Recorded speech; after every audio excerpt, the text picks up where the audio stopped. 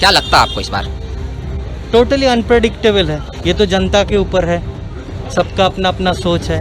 10 सालों से बंगाल में ममता दीदी का शासन है, हाँ, कैसा लगा आपका ये शासन उनका? हमको ठीक लगा, ठीक है। डॉक्टर राजेंद्र प्रसाद ये नाम हम इसलिए ले रहे हैं क्योंकि ये जो यूनिवर्सिटी है जिसका नाम है presidency university Kolkata, doctor Rajendra Prasad अपनी पढ़ाई जो यूनिवर्सिटी की थी वो उन्होंने यहीं से की थी। कोलकाता में अभी हम हैं और बंगाल का चुनाव चल रहा है और हम आपको ये यूनिवर्सिटी दिखा रहे हैं। क्यों?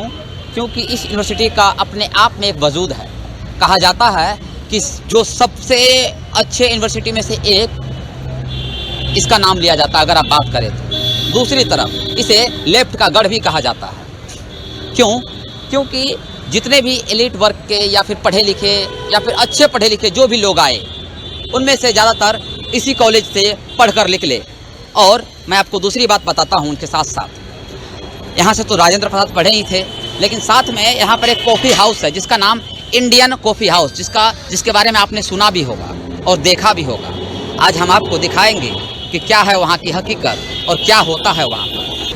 तो इन कोलकाता की गलियों में हम आपको लाए हैं और दिखाएंगे आखिर क्या है इनका वजूद और क्यों लोग यहाँ पर आते हैं और क्यों कहते हैं अगर आप कोलकाता आए और इंडियन कॉफ़ी हाउस नहीं आए तो फिर आप कोलकाता नहीं आए। क्यों? क्योंकि इंडियन कॉफ़ी हाउस वही कॉफ़ी हाउस है जहाँ पर लेफ्ट के छात्र या फिर जितने भी छात्र संगठन हैं इस कॉलेज में पढ़ने वाले वो सभी वहीं बैठकर विचार विमर्श और अपनी राय बनाते हैं, चाहे वो राजनीति की बात हो या फिर पढ़ाई की बात हो या फिर सरकार से कोई मांग मनवानी हो या फिर सरकार के खिलाफ छात्रों के लिए लड़ाई लड़नी हो। तो सारा कुछ उसी इंडियन कॉफ़ी हाउस में बैठकर बनता है, बिगड़ता है। तो हम आपको वहीं ले चलते हैं। तो चलिए हम आपको लिए चलते हैं उसी गली में जिस गली में इंडियन कॉफ़ी हाउस है। अगर इनमें से कुछ लोगों से हम बात कर सके तो हम बात करके भी सुनाएंगे। तो चलिए यहाँ पर कुछ लोग हैं उनसे बात करते हैं। आखिर जो बंगाल में चुनाव चल रहा है, जो ममता बनर्जी की बातें हो रही हैं, जो सीपीएम की बातें हो रही हैं, आखिर उनमें कितना दम है, सीपीएम की सरकार बनेगी या फिर ममता बनर्जी की सरकार बनेगी, ये तो समय ही बताएगा। लेकिन कुछ लोगों से पूछते हैं। दादा, आप तो यहीं के रहने वाले हैं? नहीं, हम बंगाल में तो बाहर में रहते हैं। आप यहाँ काम करते हैं? तो क्या लगता है आपको यहाँ का जो माहौल है स्टूडेंट का, ये जो इंडियन कॉफ़ी हाउस है बगल में, क्या सब देखने को मिलता है यहाँ पर? क्या देखने मिलता है? क्या थोड़ा बहुत दिन पहले, कुछ दिन पहले इधर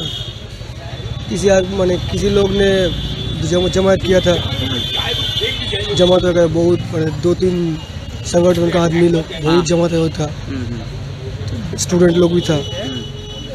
इसलिए तो जो मेरा जो दुकान है इसका भी दिक्कत आ गया। कुछ पुलिस बहुत आया था इधर एक हफ्ता पहले। अच्छा, इसी कारण ये कॉफ़ी हाउस अभी बंद भी है? ना, बंद नहीं है। तो बंद तब से ही खुला है। तब से खुला हुआ है।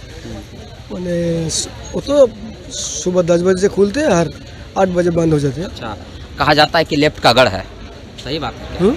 लेफ्ट वामपंथी उनका गढ़ कहा जाता है इस कॉफ़ी हाउस को। लोग यहाँ बैठकर उसकी चर्चा करते हैं।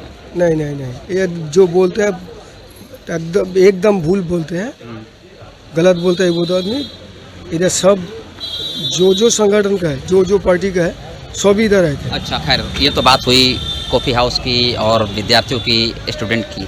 लेकिन अभी जो चुनाव चल रहा है बंगाल में, इस विधानसभा चुनाव में आपको क्या लगता है? ये तो बड़ा बोलने का बहुत मुश्किल। एक यंग है यहाँ पर, इनसे पूछते हैं। ये अपनी स्कूटी स्टार्ट कर, आपसे कुछ बात करना हमें।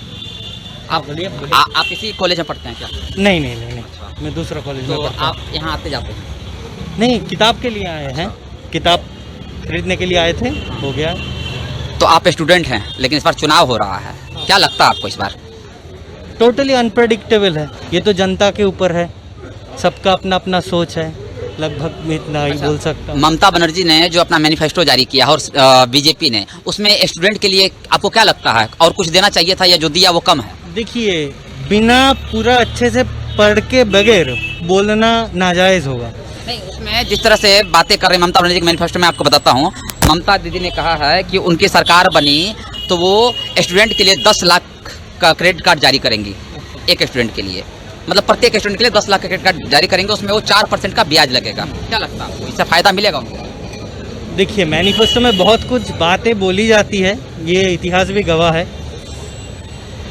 हकीकत में ऐसा शायद पूरा नहीं होता है। देखते हैं इस बार क्या होता है। सब कोई पार्टी अपने अपने इश्तहार जारी की है, देखते हैं कौन कितना निभाते हैं अपना वादा। क्या नाम? मेरा नाम है औरको प्रभु हजरा। अच्छा, क्या लगता है आपको इस बार क्या लगता है आपको इस बार बंगाल में बदलाव होगा क्या? हाई चांसेस है, बहुत कुछ अनप्रेडिक्टेबल हो सकता है। चलिए हम कहीं और चलते हैं और कुछ लोगों से बात करने की कोशिश करते हैं, उसके बाद आपको हम इंडियन कॉफ़ी हाउस भी ले जाएंगे। बंद कीजिए अंकल, 1 मिनट। हम दिल्ली से आए हैं और जानने की कोशिश कर रहे हैं जो चुनाव चल रहा है, यहाँ पर क्या इस बार क्या माहौल लग रहा है? माहौल क्या, सब ठीक ही है, कोई प्रॉब्लम तो नहीं है। दीदी ने जो मैनिफेस्टो जारी की है, उन्होंने कहा है कि वो विद्यार्थियों के लिए बहुत सारी घोषणाएं की है, उसका नौकरी की बात कर रही है अपने मैनिफेस्टो में। बीजेपी ने भी मैनिफेस्टो को जारी किया है, उसमें भी उन्होंने रोजगार प्लस नौकरी और जो वृद्धा पेंशन है जो महिलाओं के लिए है, इस तरह की बहुत सारी घोषणाएं। क्या लगता है आपको? हमको क्या बोले, अब राजनीति के बाद हमको। अच्छा चलिए आपसे हम दूसरी बात पूछते हैं। पिछले 10 सालों से बंगाल में ममता दीदी का शासन है। हाँ, कैसा लगा आपका ये शासन उनका? हमको ठीक लगा, ठीक है। इस बार क्या ममता दीदी रिटर्न आएंगी? मुझे तो लगता है लगेगी, आएगी। आप दीदी? हमको तो लगता है जो कुछ कन्फ्यूजन है, क्या होगा ठीक से नहीं बोल सकते। तो हम लोग तो जनरल पीपल है ना, हम तो चाहते कि जो आए जो वादा करे वो ठीक से करे। जिस तरह से बीजेपी ने वादा किया है महिलाओं को लेकर कि अगर उनकी सरकार बनी तो केजी से लेकर पीजी तक की पढ़ाई महिलाओं के लिए फ्री हो जाएगी, और दूसरा टीएमसी ने जो घोषणा, मतलब ममता दीदी जो घोषणा पत्र अपना जारी किया, उसमें उन्होंने कहा है कि हम स्टूडेंट के लिए 10 लाख का क्रेडिट कार्ड जारी करेंगे प्रत्येक स्टूडेंट के लिए, उस पर 4% का ब्याज लगेगा। क्या लगता है आपको, इन दोनों से स्टूडेंट का भला होगा क्या? तो स्टूडेंट ही है जी, कितना पहुंचेगा स्टूडेंट के पास ये तो कोई नहीं ठीक से बोल सकते, क्योंकि जब उसके पास पहुंचेगा तभी हम जान पाएंगे जे के होगा क्या नहीं। लेकिन एक बात है, पिछले जो अभी कार्यकाल चल रहा है मुख्यमंत्री ममता बनर्जी का, उनमें उन्होंने महिलाओं को लेकर बहुत सारी योजनाएं चलाई, जिसमें कि रूपोश्री और 2-3 योजनाएं और थी। उनका फ़ायदा मिला क्या लोगों को? ऐसा लगता है आपको फ़ायदा मिला क्या नहीं? हाँ मिल रहा है तो, मगर ज़्यादा फ़ायदा तो जो होता है ना, जिसको जो उस पार्टी में होता है उसको मिलता है, ये तो चलता रहता ही है ना। तो क्या लगता है आपको इस बार बदलाव होगा क्या? हमको लगता है क्या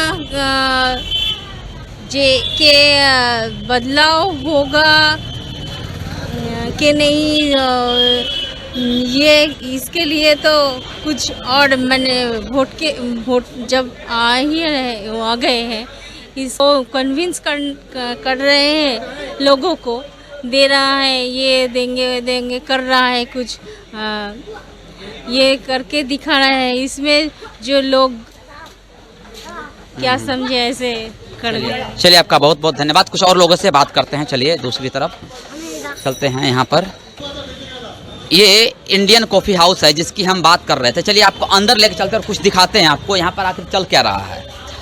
जो लोग आते हैं, क्यों इसको कम्युनिस्ट या फिर लेफ्ट का गढ़ कहा जाता है, मैं आपको कुछ दिखाता हूँ। यहाँ लिखा हुआ no vote to BJP, Bengal again fascist RSS BJP. मतलब कि जो आरएसएस बीजेपी है उसको फास्टिस्ट बताया गया है इस पर्चे में, और लिखा गया है कि बीजेपी को वोट ना करें। मैं जो कुछ दिनों से लगातार इस बात की चर्चा मीडिया में हो रही है वही इंडियन कॉफ़ी हाउस है। अभी तो खैर ये बंद हो चुका है, नहीं तो हम आपको ऊपर ले चलते और दिखाते और लोगों से बात भी करते। तो ये है कोलकाता का इंडियन कॉफ़ी हाउस। यहाँ पर आप देख सकते हैं कि जो किताबें हैं वो किताबें रखी जाती है। जो यहाँ पे स्टूडेंट आते हैं वो पढ़ने के लिए यहाँ से किताब भी लेते हैं, और अपने ज़रूरत की उनके ज़रूरत के जो कुछ सामान हैं वो भी यहाँ मिलती है। खासकर जाना जाता है किताबों के लिए और कॉफ़ी के लिए ये इंडियन कॉफ़ी हाउस। तो ये आज से नहीं, जिस समय से वो कॉलेज है जिसमें हमारे भारत के प्रथम राष्ट्रपति डॉक्टर राजेंद्र प्रसाद पढ़ते थे, उसी समय से कहा जाता है कि इंडियन कॉफ़ी हाउस भी है। इसका वजूद उसी समय से है। यहाँ आप देख सकते हैं कि इन पोस्टरों में बांग्ला में एक भगत सिंह का पोस्टर लगाया गया है। इसमें कुछ लिखा गया है बांग्ला में। अब बांग्ला में क्या लिखा गया ये तो हम नहीं बता सकते हैं, लेकिन इतना ज़रूर कह सकते हैं कि ये पूरा का पूरा जो लेफ्ट यूनियन के स्टूडेंट हैं, ISF या फिर जो भी उनसे जुड़े रहते हैं, CPI, CPM के लोग, उनके छात्र संगठन यहाँ आते हैं। और कहा जाता है कि अब यहाँ पर जो कुछ राइट विंग के लोग भी आते हैं, स्टूडेंट आते हैं, वो यहाँ पर अपनी राजनीति की चर्चा करते हैं, जो राज्य में चल रहा है उसकी बात करते हैं। खासकर चुनाव और वोट और जो युवा, ये 3 चीज़ों की बात यहाँ ज़रूर होती है। तो अभी के लिए इतना ही। आगे अन्य खबरों के लिए आप हमारे साथ बने रहिए। बंगाल से जुड़ी हर एक खबर हम आप तक पहुंचाएंगे, हर एक विधानसभा से। तब तक के लिए नमस्कार। कोलकाता के इंडियन कॉफ़ी हाउस से मैं अंशु रंजन, DB लाइव के लिए।